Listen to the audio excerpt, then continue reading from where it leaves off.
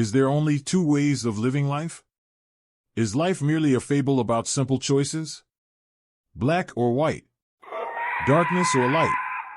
Blue pill or the red pill? Philosophizing about your life leaned on a bar somewhere in Alberta, Canada, while your organs slowly decompose and rot like you never had someone who cared for you or are undeserving of even a fickle of love, being the sad, bitter, lonely, morose, and repulsive piece of shit that you are, against, well, being a successful, determined idiot like Patrick Bet-David? Or Jordan Peterson? We claim not. I beg to differ. And that, although not only that, is the reason why we are bringing you the story about the world in between. This is a story about a new kind of man, about a dancing spirit imbued with hatred and revenge. Welcome, noble observers. Welcome to the world of Gambits and Thieves Incorporated. My name is Lecroix, and this is how I became a shadow, someone else. My audience awaits.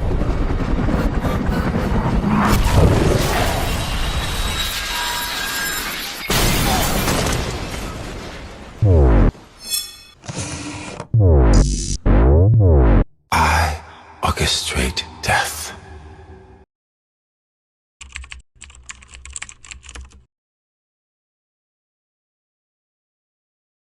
I already said my name is Lecroix. Once I was younger, but what to do? If you ask my former friends, they will probably tell you I was also a prolific gambler, one might say one of a kind. If you ask me, it's true. This is a different age though, and I am now an older man. My mission now is much different. My boss name is Zorb. You'll meet him later. He decided to make me his agent number 2, one he calls the Shadow. He instructed me to befriend a man named Samson Oak, an established Pokémon professor in the region of Kanto.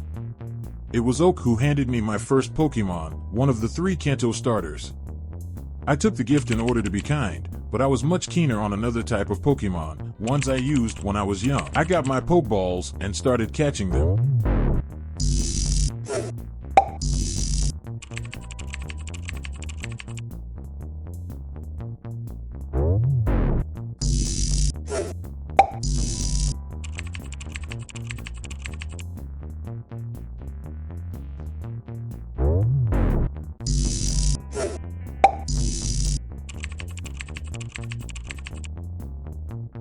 First part of my mission was getting all of Kanto gym badges.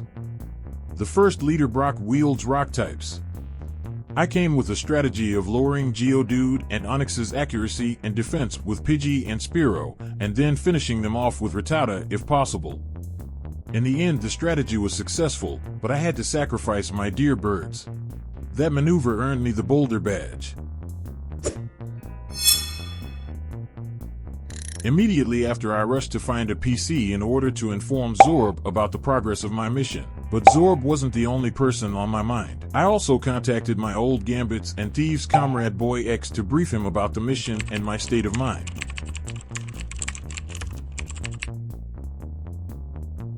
Immediately after, I started my own operation, catch more normal type Pokemon.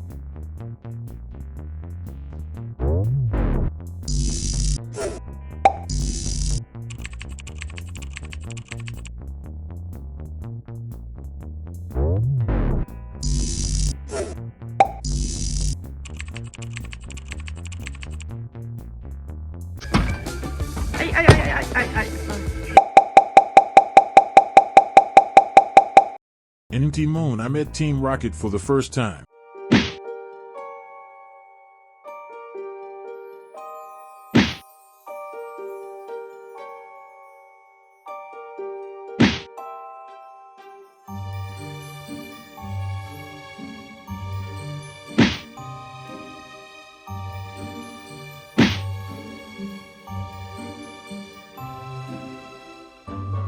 That's where the second part of my mission came out. Zorb ordered me to locate and neutralize their leader, a man named Giovanni. The second gym leader is Misty, who trains water-type Pokemon. I must say, for an old man, I triumphed quite easily. I removed Stereo with Guts Raticate, but failed to equip him the Persim Berry, so I got confused on Starmie's Water Pulse. Still, I defeated Starmie quite easily with a combination of Clefairy and Wigglytuff and got myself the Cascade badge. I fought Team Rocket again, first time on top of the Nugget Bridge.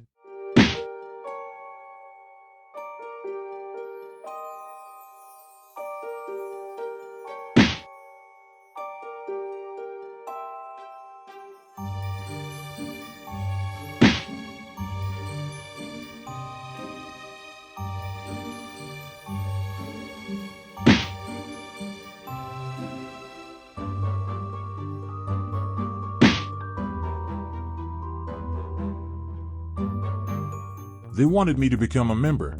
Zorb also instructed me to meet a guy called Bill. Apparently, he designed the PC system. He gave me a ticket for the SS and ferry. Second Team Rocket Grunt stole a TM from one of the citizens. I also caught my new team edition.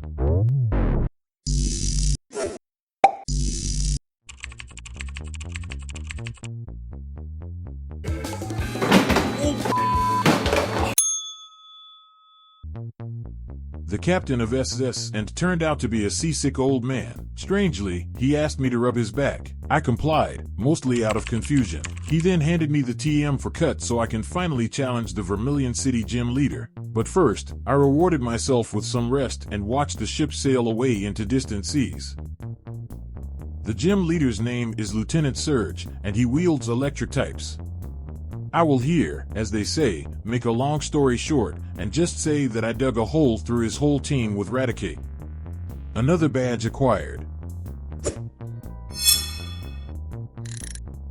This also means it was once again time to brief Zorb and my friend.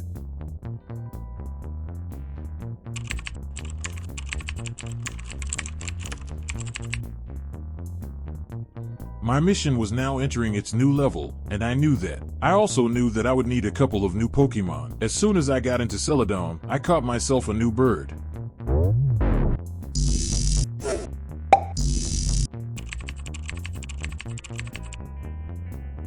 I also bought a Pokémon from the game corner.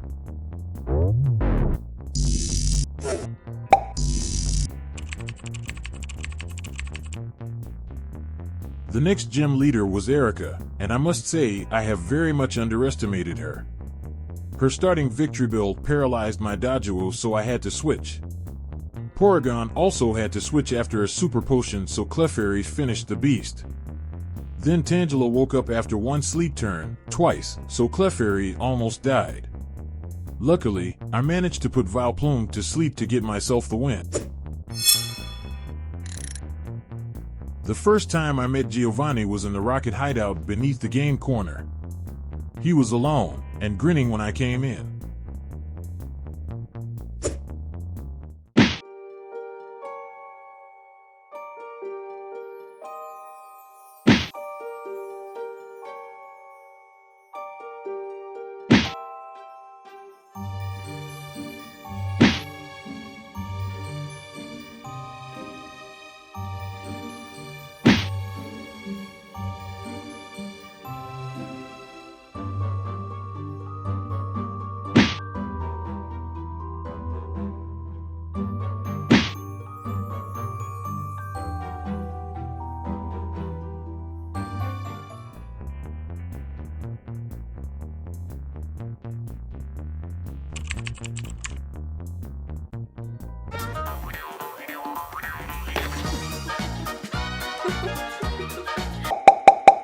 I rushed to the Pokémon Center to brief Zorb and the rest of Gambits and Thieves team about the progress of my mission. I felt a strange connection to Giovanni that I could not explain and liked him as a man. Still, the mission had to be accomplished.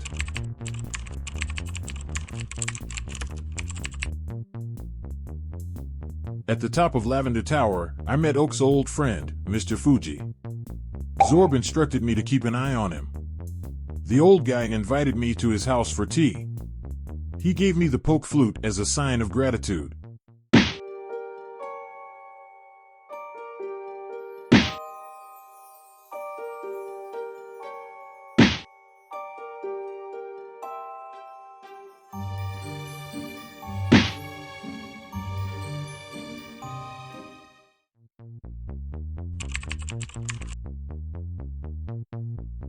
I immediately ran to catch myself a Snorlax.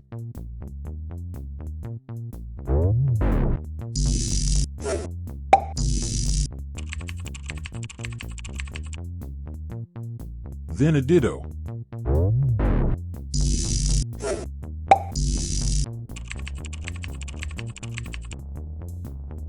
Koga is the master of poison types. I set up agility on Porygon hoping that Psybeam and Recover would guarantee me a sweep. Mook use is minimized, so I finish him with Dodrio. I presumed Coughing would use self-destruct, so I switched to my high defense Porygon. I threw Clefairy on the Weezing, but Sludge did a lot. I tried with Persian, failed. It was Wigglytuff time. I wanted to use Disable. Also failed. Sack time. Raticate. Raticate then did enough damage for Clefairy to guarantee a kill after he dies. 5 badges.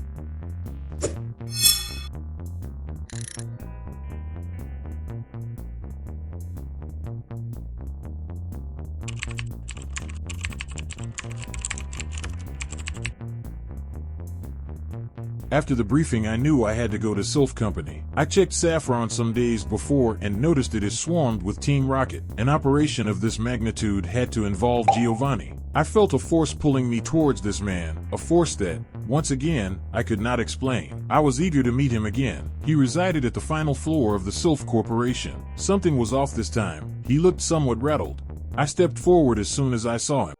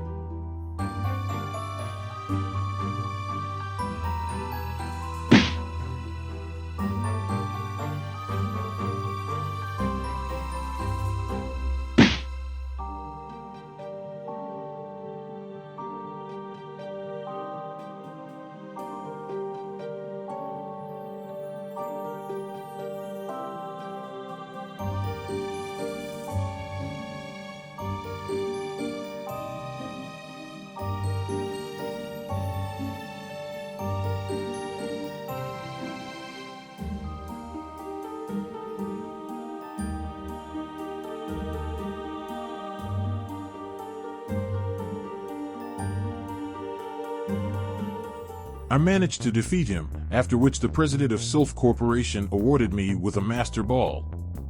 I expressed my gratitude and went off to face Sabrina, but the fight was pretty easy and unmemorable. Snorlax just mopped the floor with everyone. 6 badges.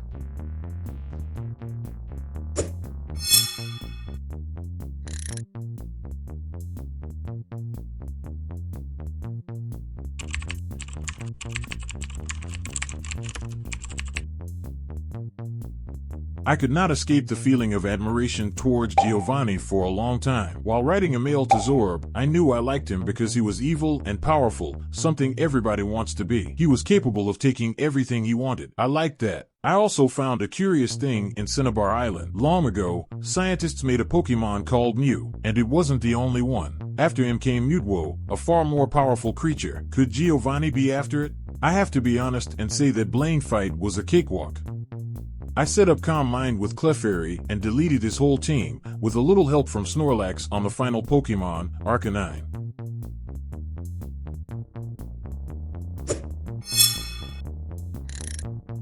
I was afraid of Giovanni's hacker grunts uncovering my location, so I sneaked into the Cinnabar lab at night to brief my comrades.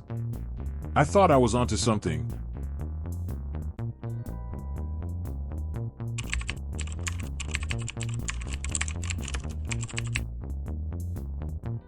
New Mewtwo information made me almost positive that acquiring this beast is Giovanni's mission, and if I am ever to corner him, I have to locate the beast. I also found out that the nearby Seafoam Islands were home to an elegant, legendary bird Pokémon, perfect for an acquired taste such as mine.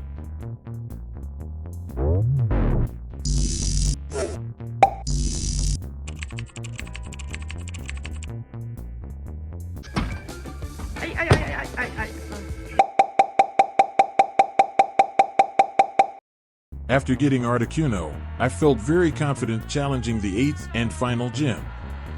For years its leader has been missing and has now come back to face Oak's annoying grandson and me. I walked in there, confident as ever, and was greeted by an old friend. I couldn't let the initial shock get in the way of the final domination. This time Giovanni looked confident, and I was ready. Luck served me well, because I started Snorlax, to which I taught Surf for the Blaine fight. Snorlax also defeated Nidoqueen, Articuno defeated Nidoking, and then Clefairy defeated Rhyhorn and Duck Trio. All in all the fight was easy, but I still had things to settle with Giovanni.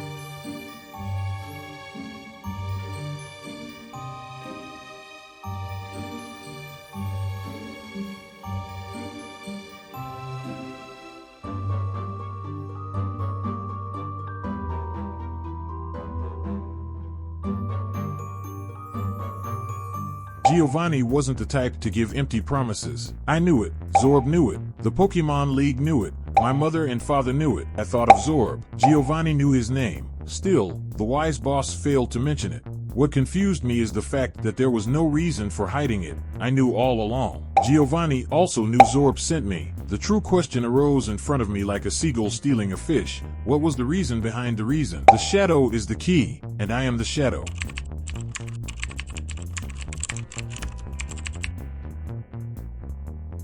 Now meet the Harbingers of Doom.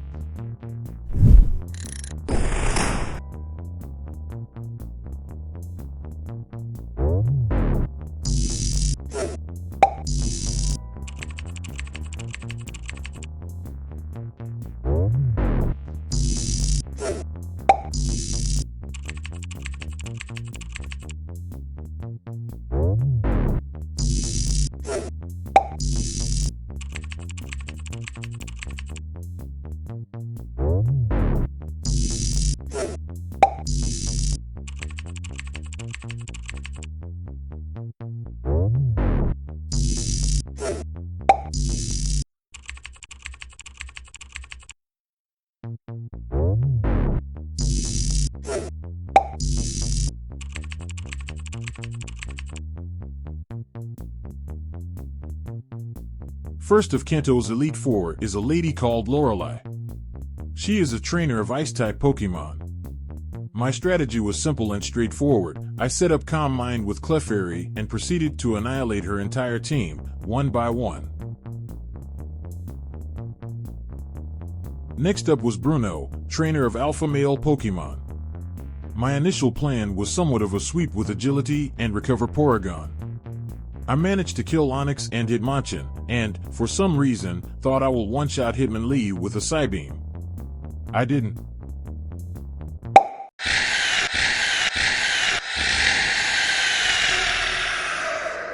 Dodrio finished the job, and Clefairy dealt with the Onix. Agatha was almost a victim to another Calm Mind sweep.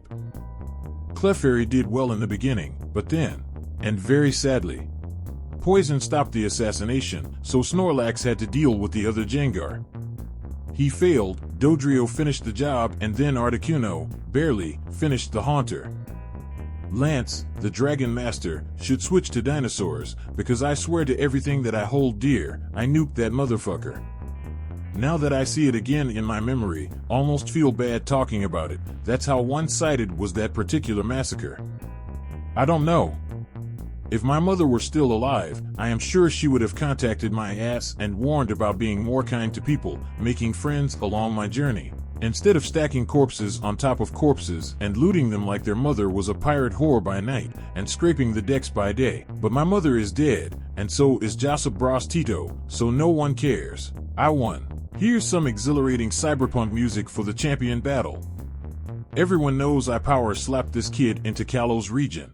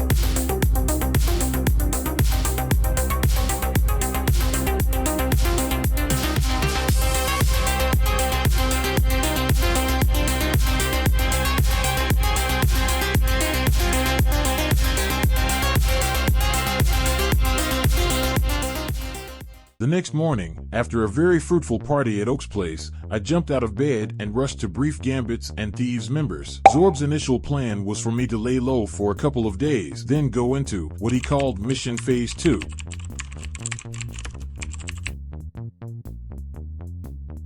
I decided I will waste some time going around Kanto.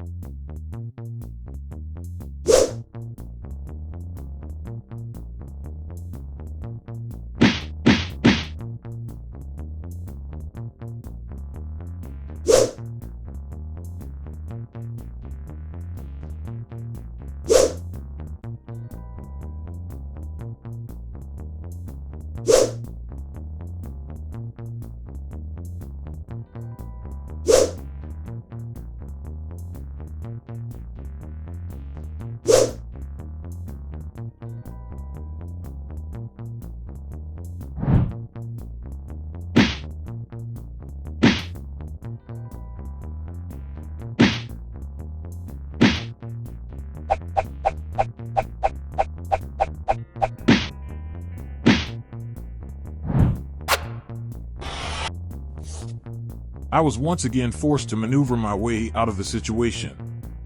At least Zorb was. Afraid of present, future, and the past rapidly moving in to drink my blood, I had a single option of attack briefing. Without waiting a second, I rushed to the Pokémon Center.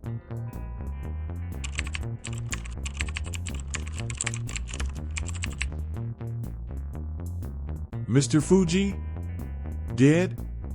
And after his eyes almost exploded staring at me, Zorb won't like this, obviously. And Giovanni was still out there somewhere. Somewhere. The shadow seems yet to appear, vanish, and reappear. A lonely mission it was, and unworthy one.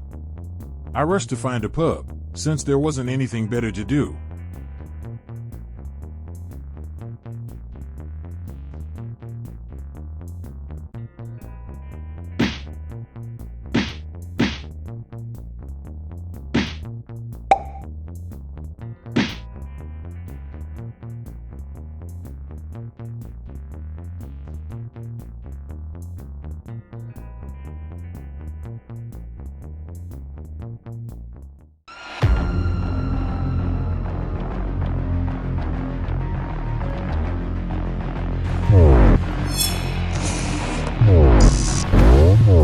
I orchestrate death.